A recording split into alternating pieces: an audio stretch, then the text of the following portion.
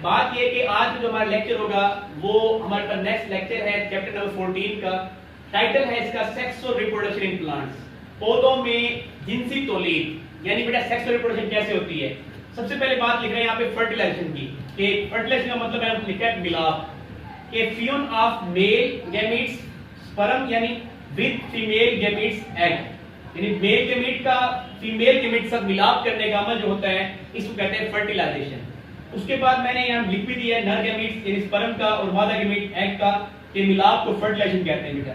उसके बाद मैंने बताया कि जो टाइप्स ऑफ प्लांट्स, पौधों की जो अकसाम होती हैं बेटा, पौधे यहाँ पे दो अकसाम के होते हैं, यानी अकसाम बतानी है आपने, पौधों की टाइप्स बतानी है तो दो होते हैं। एक को मैंने नाम दिया है ब्रायोफाइट्स का, ब्रायोफाइट्स, और बेटा दूसरे को नाम दिया है ट्रिकोफाइट्स का। तो आपसे कोई पूछ ले कि कितने ग्रुप होते हैं पौधों के, तो आप बताएंगे दो ग्रुप होते हैं ट्रिकोफाइट्स। तो मैंने कहा है कि ब्रायोफाइट्स वो पौधे हैं जिनमें नो वास्कुलर बंडल्स, यानी कोई जाइलम और फ्लोएम नहीं होते, वास्कुलर बंडल नहीं होते, सिंपल होते हैं। ये एग्जांपल है मोसिस, फर्न्स, लीवरवर्ट्स। इसके अलावा अगर हम बात करें, वो डिफाइन भी बता रहे हैं, वो पौधे जिनमें वास्कुलर बंडल नहीं होते इन्हें हम क्या कहते हैं बेटा, ब्रायोफाइट्स कहते हैं। ये सादा पौधे होते हैं, एग्जांपल है मोसिस, फर्न्स वगैरह। इसके अलावा मैंने कहा है कि इनके अंदर एक पॉइंट जो आपने याद करना है वो ये वाला पॉइंट है कि स्पर्म जो है इनके मोटाइल होते हैं और वो स्विम करके बारिश के पानी के जरिए वो स्विम करके जाते हैं बेटा एग के पास, वहां मिलाप होता है, फर्टिलाइजेशन होती है। ये कैरेक्टर बेटा वादे करने हैं, ये ब्रायोफाइट का कैरेक्टर है। उसके बाद बता रहे हैं वो ट्रैक्यूफाइट्स।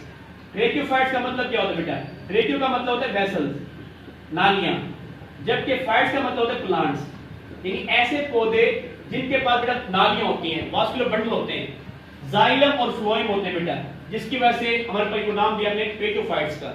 ये वेल डेवलप्ड प्लांट्स हैं, कॉम्प्लिकेटेड प्लांट्स हैं। और इसके अलावा इस दो ग्रुप्स बताए मैंने, जिम्नोस्पर्मी, एंजियोस्पर्मी। जिम्नो का मतलब होता है नेकेड, स्पर्मी का मतलब सीड, यानी ऐसे पौधे हैं जिनके बेटा बीज जो है फल से बाहर होते हैं। इसी तरीके से एंजियोस्पर्मी का मैंने बताया है कि एंजियो का मतलब होता है क्लोज, स्पर्मी का मतलब होता है सीड, यानी ऐसे पौधे हैं जिनमें क्या होता है बेटा, सीड जो है हमारे पास बंद होते हैं ओवरी के हमारे पास अंदर।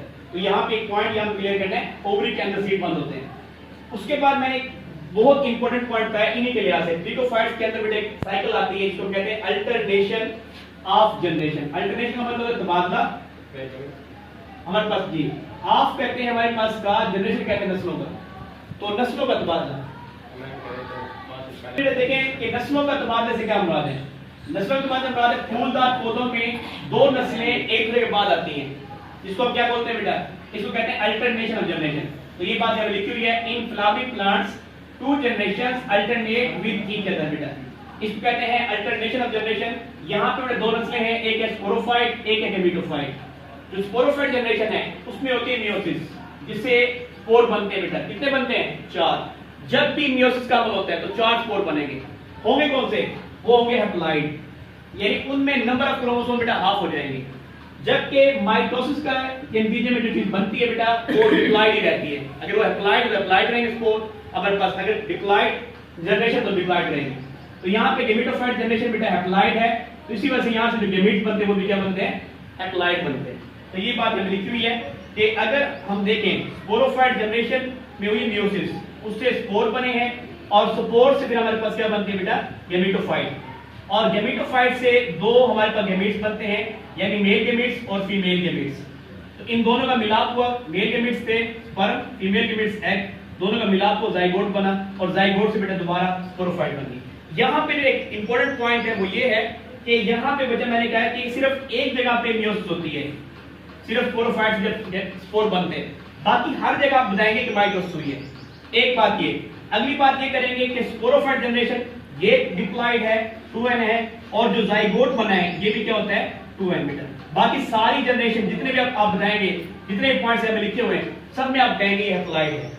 तो ये पॉइंट्स आपने क्लियर करने हैं। अगर स्पोरोफाइट जनरेशन होगी, पैदा होगी बेटा, तब वो गैमेटोफाइट बनाएगी, अगर ये पैदा नहीं होगी तो यानी ये नहीं बनेगी। इसका मतलब ये स्पोरोफाइट यहाँ पे क्या है, डोमिनेटेड है, गैमेटोफाइट क्या होती है, रिसेसिव। यहीं तक हमारा लेक्चर खत्म हो गया।